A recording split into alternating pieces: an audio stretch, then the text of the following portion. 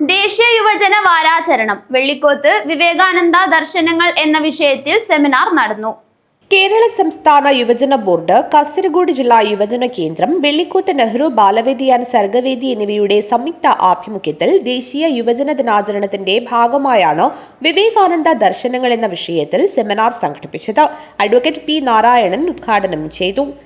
കേരളത്തിൽ വന്നതിന് ശേഷം കേരളത്തിലെ സാമൂഹിക ക്രമത്തെക്കുറിച്ച് മനസ്സിലാക്കിയതിന്റെ അടിസ്ഥാനത്തിൽ കേരളത്തെ ഒരു ഗ്രാന്ഥാലയമാണ് എന്ന് വിശേഷിപ്പിക്കുകയും ആ വിശേഷണം കഴിഞ്ഞ ഒരുപാട് തലമുറകളായി കേരളം കൊണ്ടു നടക്കുകയും ചെയ്യുന്ന ഒരു കാലത്താണ് ഞാനിന്ന് ജീവിക്കുന്നത്.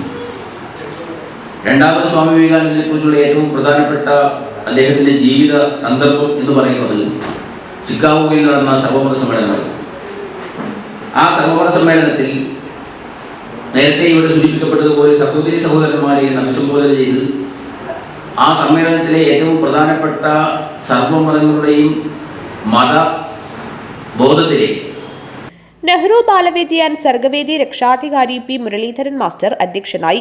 സർഗവേദി സഹരക്ഷാധികാരി പി ജയചന്ദ്രൻ ചടങ്ങിൽ സംബന്ധിച്ച് സംസാരിച്ചു. Kanhangad municipal youth coordinator Vaishakh Shobhanan സ്വാഗതവും നെഹ്റു സർഗവേദി പ്രസിഡന്റ് എസ് ഗോവിന്ദരാജ് നന്ദിയും പറഞ്ഞു. News bureau, Kanhangad.